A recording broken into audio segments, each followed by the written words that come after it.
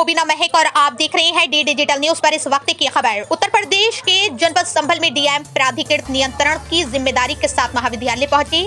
शासन द्वारा SM college 25 प्रबंध समिति भंग कर संभल जिलाधिकारी को प्राधिकृत नियंत्रक नियुक्त किया है। शासन के आदेश पर गुरुवार को डीएम प्राधिकृत नियंत्रक की जिम्मेदारी के साथ महाविद्यालय पहुंचे और जायजा लिया। प्राचार्य कक्ष आदि का निरीक्षण कर स्टाफ के साथ बैठक की और कई बिंदुओं पर जांच के आदेश दिए हैं। आइए देखते हैं खबर संवाददाता गौरव शर्मा की रिपोर्ट। इसी तरह की हर छोटी बड़ी खबर देखने के लिए हमारे डी डिजिटल न्यूज चैनल को लाइक करें, शेयर करें, सब्सक्राइब करें और बेल आइकन दबाना ना भूलें ताकि आपको दिन भर की ताजा तरीन खबरें हमारे चैनल के माध्यम से आपको मिलती रहें।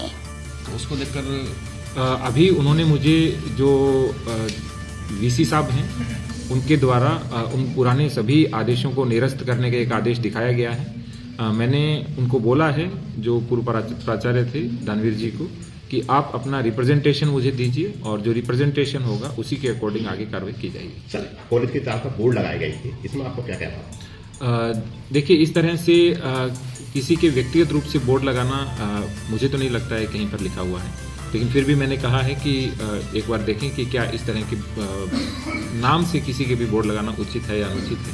यदि किसी का प्रवेश निषिद्ध किया जाता है तो वो तो एक पत्र के माध्यम से या किसी एक स्थान पर लिख करके ही किया जाता है, जबकि स्थान के ऊपर इस तरह के बोर्ड लगाना उचित नहीं है, जो कि कॉलेज के लिए भी सही नहीं है क्योंकि बच्चे दिन रात पढ़ते हैं और ये एक शैक्षिक संस्थान है। शैक्षिक संस्थानों में शिक्षा का कार्य होना चाहिए और इसलिए हमने कहा है कि पहले इनका रिप्रेजेंटेशन लेंगे, उसके बाद जो भी स्थिति है उसके अनुसार आगे कार्रवाई की जाएगी। सर, क्या इसमें अभी डॉक्टर प्राचार्य जो दानवीर सिंह यादव जी हैं प्राचार्य इस कॉलेज के हैं? देखिए, वीसी साहब ने पूर्व के सभी आदेश निरस्त कर रखे हैं और उसके बाद का मुझे कोई आदेश मिला नहीं है। मैंने रिप्रेजेंटेशन के लिए बोला है, इस पर अभी मैंने कोई डिसीजन नहीं लिया है। रिप्रेजेंटेशन जैसे ही उनसे प्राप्त होगा उसके बाद डिसीजन लेकर के आगे कार्रवाई की जाएगी। सर, इस कॉलेज में आपके कार्यकाल में क्या क्या चेंजिंग आने की संभावना है? देखिए, मैं तो यही कहूँगा कि पूरे संभल के हमारे जनपद वासी हैं और यहाँ के शिक्षक गण हैं और हमारे जितने भी साथीगण हैं उन सभी के सहयोग से सकारात्मक रूप से शिक्षा की गुणवत्ता के क्षेत्र में काम करेंगे और इंफ्रास्ट्रक्चर को कैसे इंप्रूव करें उस क्षेत्र में प्रयास करेंगे। याद रखिए, ये जो चीज़ें होती हैं ये कहीं ना कहीं फॉल्ट लाइन का परिणाम होती है और जब उस फॉल्ट लाइन को दूर किया जाता है, संतुलन बैठाया जाता है तो इस तरह की चीज़ें अपने आप समय के साथ दूर होती है।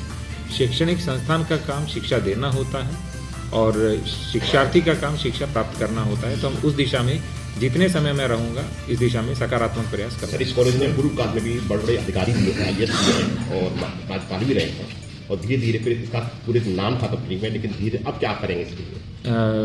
मुझे बड़ी प्रसन्नता है कि जो एसएम कॉलेज लंबे समय तक इस संभल के लिए और चंदोसी के लिए शैक्षिक वरदान के रूप में रहा, उसे हम पुनः उसी रूप में परिवर्तित करने का प्रयास करेंगे। Thank you.